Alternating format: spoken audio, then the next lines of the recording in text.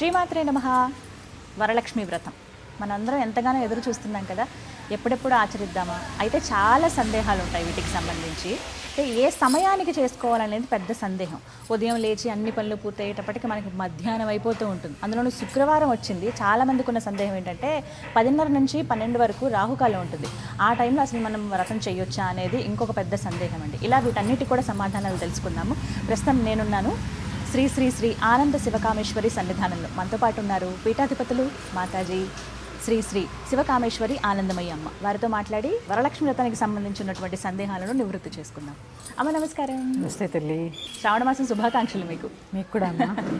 అమ్మ, వరలక్ష్మి వ్రతానికి సంబంధించి సందేహాలు ఏమిటంటే, ముందు అసలు ఏ సమయానికి దీపారాధన చేసి వ్రతం ఆచరించాలి అనేది ఒక పెద్ద సందేహం. ఇది ముందుగా అంటే పూర్తిగా వివరిస్తారా? ఆ రోజు అసలు ఉదయం లేచిన దగ్గర నుంచి ఏ విధంగా ఉండాలి, ఎలా చేసుకోవాలి, పూజ పూర్తయ్యే వరకు, అలాగే సాయంత్రం ఏ విధంగా మళ్ళీ పునః దీపారాధన చేయాలి, వివరించండి. తప్పకుండా తెలియజేస్తాను.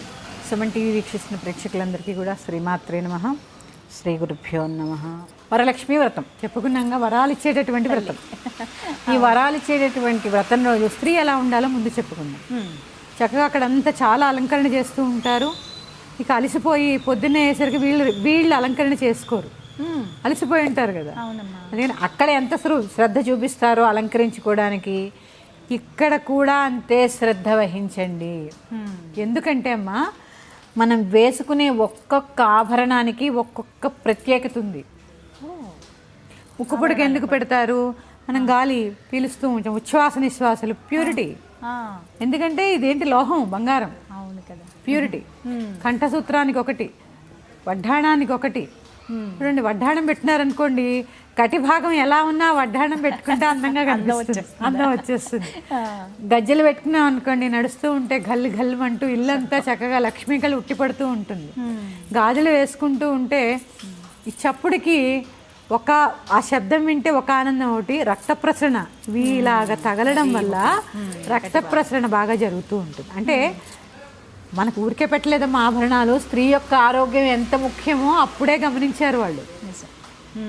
ఊరికే పెట్టినవి కాదు. అందుకని వరలక్ష్మి వ్రతం రోజు కొంతమంది, అందరినీ అనట్లేదమ్మా నేను, ఇది ఒకటి నోట్ చేసుకోండి, నేను అందరినీ ఉద్దేశించి అనట్లా. బీరువాలో ఉన్న మంగళసూత్రాన్ని మెళ్ళో వేసుకుని, కాళ్ళకి పసుపు రాసుకుని, కుదిరితే పట్టీలు పెట్టుకుని, చేతుల నిండా గాజులు ధరించి, నుదుటిన కుంకుమ ధారణ చేయండి. కుంకుమ పెట్టుకోవాలి, స్టిక్కర్లు కాకుండా కుంకుమ ధారణ చేయండి. ఉన్న నగలు ఏవో ఒకటి, ఎంతో కొంత ఉంటాయిగా, ఏమీ లేకపోతే ఇప్పుడు అన్ని కొనుక్కుంటున్నాం ఆర్టిఫిషియల్గా, ఏదో ఒకటి ధరించండి. చక్కగా లక్ష్మీదేవిలా ఉండండి. జుట్టు విరబోయకండి, జడ వేసుకోండి, పువ్వులు పెట్టుకోండి. ముందు మీరు లక్ష్మీదేవిలా ఉండి లక్ష్మీదేవి పూజ చేయండి. ఎందుకంటే నేను ఒక పాత ఎపిసోడ్లో కూడా చెప్పాను ఒకసారి, నా రుద్ర మార్చే, రుద్రుడి కింద మారి తప్ప రుద్రాభిషేకం చేయలేవు. నువ్వు లక్ష్మీదేవి కింద మారి తప్ప లక్ష్మీ పూజ చేయడానికి లేదు. అంతే, ముందు సిద్ధం అవ్వాలి. అందుకని జడ కూడా వేసుకోవాలమ్మా. చాలా మంది తల కూడా దూకోరు. ఆ పనులు పాపం ఖాళీ ఉండదు. ఒక్క 5 నిమిషాలు కేటాయించుకోండి. ఉన్న దాంట్లో మంచి చీర కట్టుకోండి. చిరిగిన వస్త్రాలు మాత్రం ధరించకండి. చిరిగిన వస్త్రాలు ధరించకండి. కుట్టినవి చేతితో అంటే చిరిగిపోతే కుట్టారు కొంతమంది. ఆ కుట్టిన వస్త్రాలు ఇలా కాకుండా చిరుగు లేనివి, గట్టివి, మడి ఆరేసుకుంటే ఎవరు ముట్టుకోకుండా చక్కగా అవి ధరించవచ్చు. లేదా పీతాంబరాలు, పట్టు వస్త్రాలు ధరించవచ్చు. ఇలా మీ ఇష్టం అమ్మా. మీ పూజ, మీ ఇల్లు, మీ నియమం అంతే. కానీ ఉండాల్సింది ఏంటయ్యా అంటే భక్తి, శ్రద్ధ ముఖ్యం. అమ్మంటే అపారమైనటువంటి నమ్మకం. ఇది చేస్తే ఏమొస్తుందో అనే శంకతో కాకుండా, అలా చేయకూడదు అసలు కదమ్మా. కదా, శంకతో కాకుండా అపారమైన నమ్మకంతో చక్కగా ఏదైనా పూజా విధానాన్ని ఆచరించండి. ఇక సమయం, బ్రాహ్మీ ముహూర్తాలను చూస్తే ఏ ముహూర్తం అక్కర్లా, అంత పొద్దున్నే చాలా విశేషం, చాలా చాలా విశేషం. ఇక కుదరని పక్షంలో మనకి రోజు 24 గంటల్లో హోరాకాలము, లగ్నాకాలం అని ఉంటుంది. ఈ లగ్నాకాలంలో సింహలగ్నం ఉంటుంది. శుక్రవారం రోజు ఉదయం 6:30 నుండి 8:44 వరకు ఎప్పటి వరకు ఉంది. అమ్మవారికి ఇష్టమైన లగ్నం. అప్పుడు చేయాలంటారు. అప్పుడు ఆ సమయంలో పూజ పూర్తి చేసుకోవడానికి వీలు కుదుర్చుకోండి.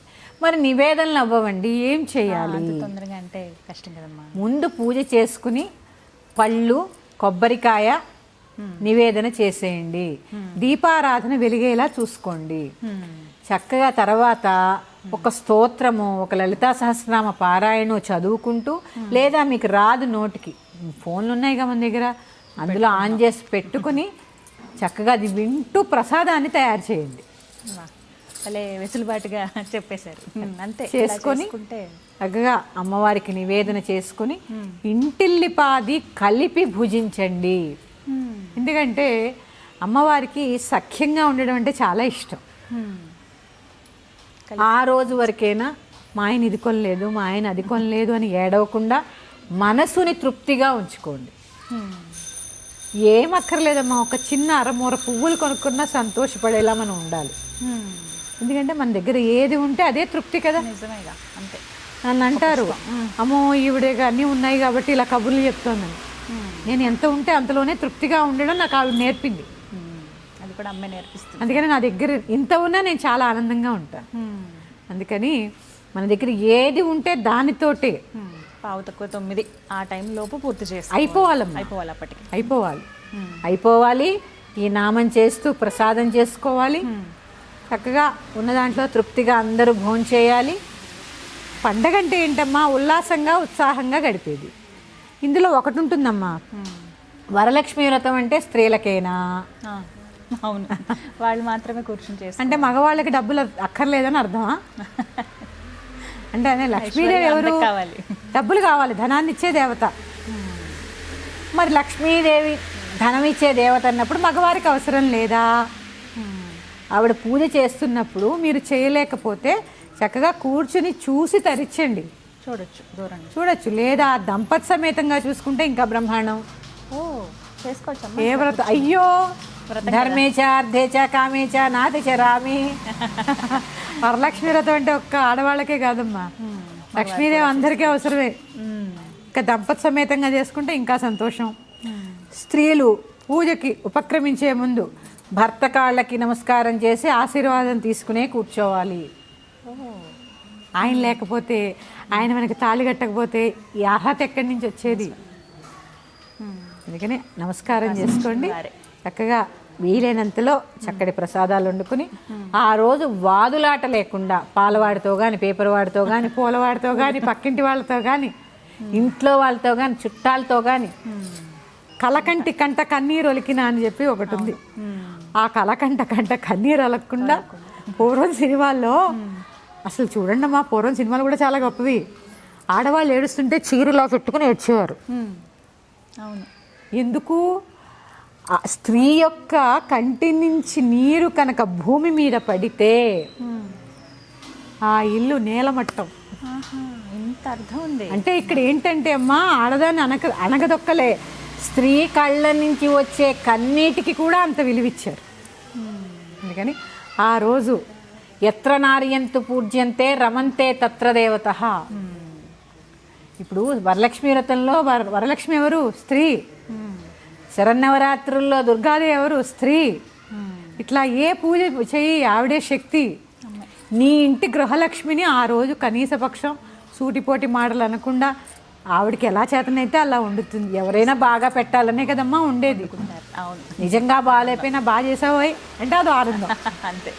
అందుకని ఆవిడ్ని మనసుని తృప్తిగా ఉంచి, మీరేం నగలు బంగాళాలు కొనక్కర్లా, మగవాళ్ళు కూడా ఆవిడకి మనసుకు తృప్తినిచ్చే మాటలు మాట్లాడుతూ ఏం వండినా బాగుందోయ్ అని ఒక్క పొగడతండి చాలు. ఆవిడ మనసు ఎంత ఉత్సాహంగా ఉంటుంది. అది వరలక్ష్మి వ్రతం రోజు అన్నారనుకోండి, చాలా కష్టపడి అన్నీ చేసినందుకు ఉల్లాసంగా ఉంటుంది మనసు. నిజంగా లక్ష్మీదేవి కరుణిస్తుంది మిమ్మల్ని. అలాంటి చిన్న చిన్న నియమాలమ్మా చెప్పుకున్నా కూడా ఎంత ఆనందంగా ఉన్నాయి, అనుభవైకం అయితే ఎంత ఆనందంగా ఉంటాయి. చక్కగా మీరు అన్నట్టు ముందుగానే దీపారాధన వ్రత కథ అంతా ముందు చదివేసుకుంటే నెమ్మదిగా నైవేద్యం వండుకోవచ్చు. అది నయం. ఎందుకంటే 10:30కి మళ్ళీ ఇంకా సెంటిమెంట్ ఉంది, ముందు పరమాన్నం వండి పెట్టేసుకోండి. కానీ అది ఒక్కటైనా అన్నిటికన్నా ముఖ్యమైనది, మోస్ట్ ఇంపార్టెంట్, సూర్యోదయాత్ పూర్వమే స్నానం కానిచ్చేయాలి. ముందు రోజే అన్ని శుభ్రం చేసేసి పెట్టేసుకోవచ్చు. ఇది కూడా ఉందమ్మా, ఆ రోజే తోముకోవాలి, ఆ రోజే తుడుచుకోవాలి, ఇలాంటి చాదస్తాలు పోకండి, ముందు రోజు చేసుకోవాలి. చక్కగా గురువారం 7వ తారీఖు అంతా శుభ్రం చేసుకుని ఇంకొకటమ్మా, అమ్మ కొబ్బరికాయ కడిగి కొట్టిన తర్వాత నివేదన చేసేటప్పుడు దానికి కుంకుమ పసుపు అద్దరాదు. నివేదన చేసే కాయలకి అది బలితో సమానం. పీచు లేకుండా కొట్టిన తర్వాత వెనకాల ఆ పిలక తీసేసి బెల్లం మొక్కేసి నివేదన చేయండి అంతే. పసుపు కుంకుమ పెట్టడం కానీ ఏ నివేదన పళ్ళు కడిగి నివేదన చేయొద్దు. మీరు గాయత్రి ప్రోక్షణ చేస్తే శుద్ధే అంతే అంతే. మరొక అంశంతో మీ ముందుకు వస్తాను. శ్రీమాత్రే నమః. స్వస్తి.